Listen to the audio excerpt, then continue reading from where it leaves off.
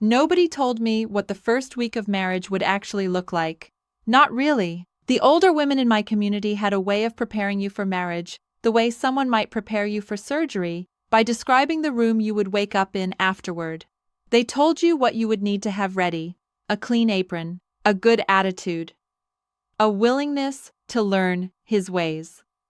They told you that the first weeks were an adjustment, and that adjustment took time and patience and prayer. What they did not tell you was what adjustment meant. What it looked like at 6 in the morning when you were standing in a kitchen that was not yours, trying to figure out how he took his coffee, trying to figure out where the bowls were kept, trying to figure out who you were supposed to be now that you had become a wife. I was 19 years old, and I had been married for exactly 4 days, and I was standing at that stove, trying to remember everything I had ever been told, and realizing that none of it had prepared me for the thing I was about to discover. The thing that Eli did every single night of that first week, the thing he never missed, and the thing that, by the end of those 7 days, had quietly changed everything I thought I knew about what a marriage between two Amish people could be. Before we go any further, I want to say something directly to you. More than 90% of the people watching right now have not subscribed yet. And I think about that because these are not just stories from behind the prayer cap. These are the things that were locked inside kitchens and bedrooms and long silences, things that women carried for years without ever saying out loud. If you have ever wondered what happened behind the closed doors of a world that does not talk about what happens behind closed doors, then you are in the right place. Please subscribe and turn on the notification bell. It is free, and it means everything to the telling of these stories. And while you are here, I want to ask you something in the comments. What is the one expectation someone had of you early in a relationship that surprised you most? Tell me below. Now let me tell you what Amish husbands expected, and what mine did instead. The expectations were not secret.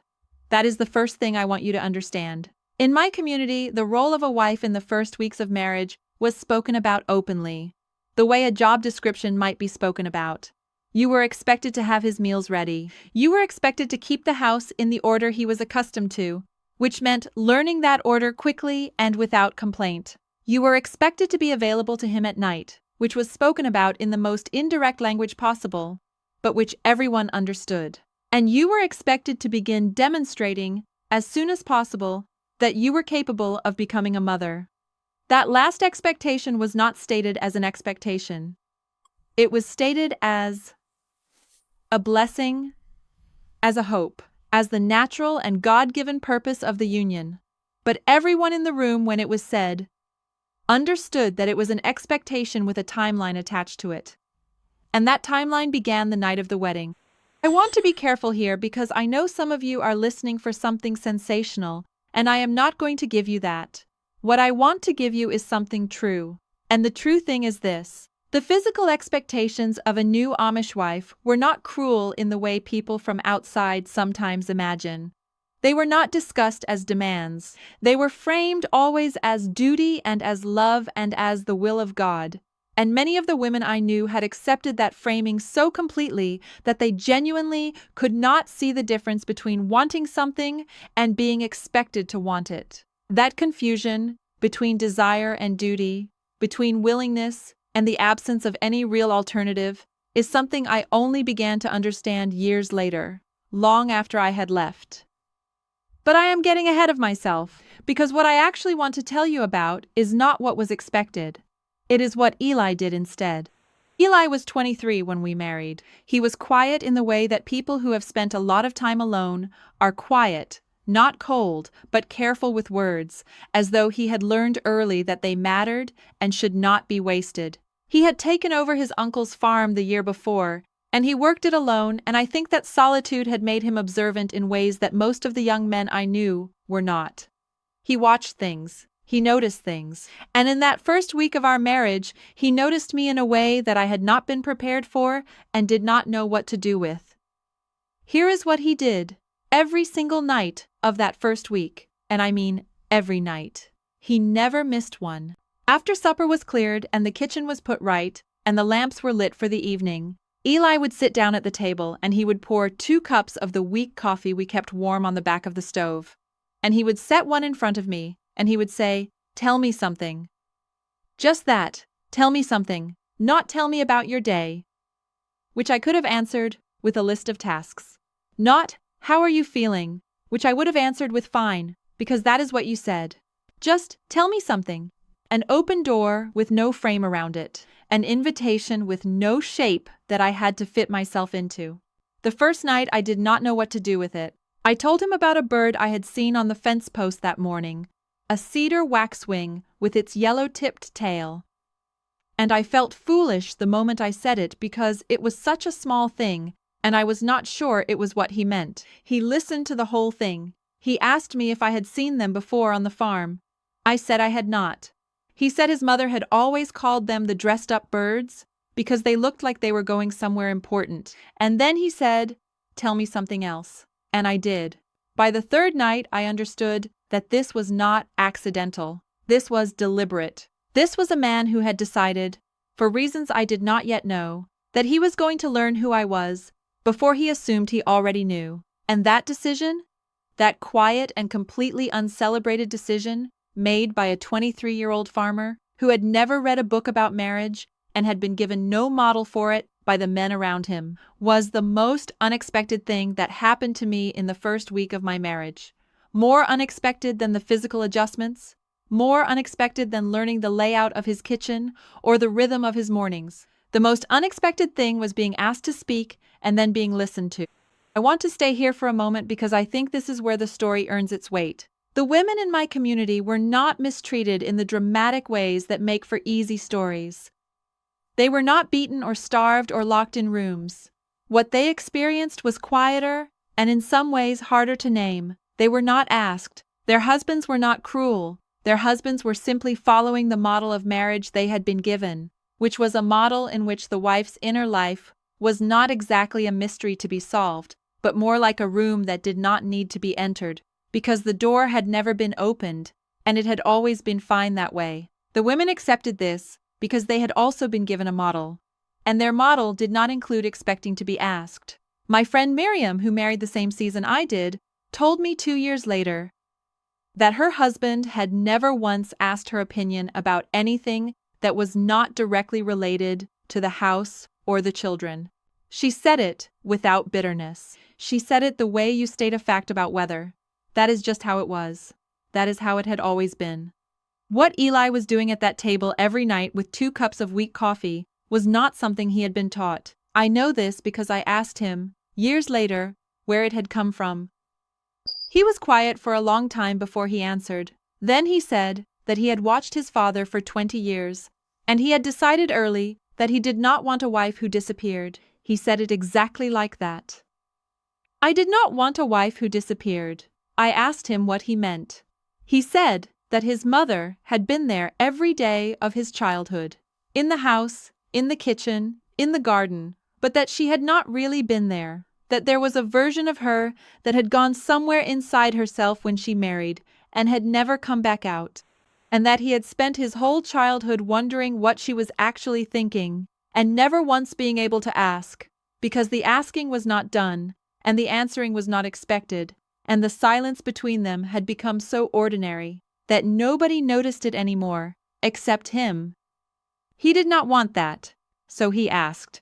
It sounds simple when I write it out like that. It was not simple. Nothing about those first weeks was simple. There were nights I did not know what to tell him, and sat there with my hands around the cup, feeling the blankness of a person who has been asked to speak in a language they are only just learning. There were nights I said things I immediately wanted to take back. Small confessions about fears or longings that felt too large for the room and too unfamiliar to be spoken. And he would sit with them. He would not fix them or correct them or redirect them toward a more appropriate feeling.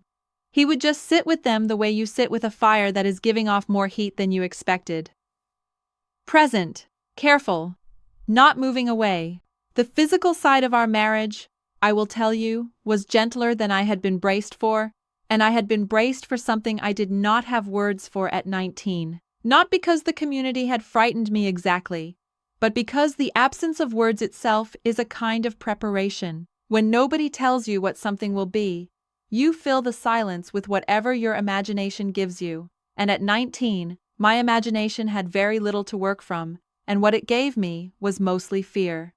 But Eli moved slowly. He asked in his own way, and he waited in his own way, and on the nights when I was not ready, he lay beside me in the dark and said, "Tell me something," the same as at the table, and I would talk until I was not afraid anymore, and sometimes until I fell asleep mid-sentence, and I would wake in the morning to the sound of him already outside, and the coffee already warm on the back of the stove.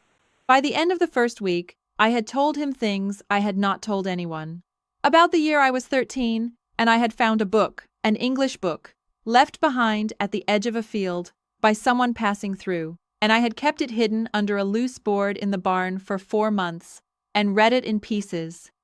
The way you eat something you are not supposed to have, quickly and guiltily and unable to stop. About the way I felt sometimes standing in the church meeting, the specific way the light came through the window at a certain hour and fell on the floor, and how I would stare at it and think thoughts I could not tell anyone I was having. About the feeling I carried most days that I was living inside a life that had been built to a pattern I had not chosen, and that fit me well enough in most places, but pulled strangely at the shoulders and across the chest if I stood in it too long. Without moving, he heard all of it.